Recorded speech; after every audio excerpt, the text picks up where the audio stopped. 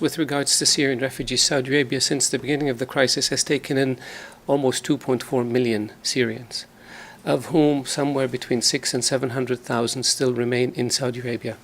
Since over the past year and a half, Saudi Arabia has taken in almost 1 million Yemenis, of whom probably 700,000 or 800,000 still remain.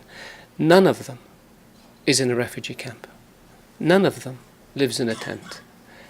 The custodian of the two holy mosques, King Salman, decreed last summer that any Syrian who comes to Saudi Arabia or any Yemeni who comes to Saudi Arabia be immediately provided with a work permit so they can have legal status, they can get jobs, they have access to health care, and their children can go to schools.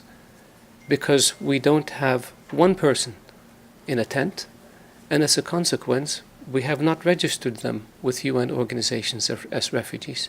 We want them to lead an honorable life, and we want them to lead a decent life, not live in tents or in refugee camps. So we have taken in a lot of Syrian refugees and a lot of Yemeni refugees as guests, not as refugees.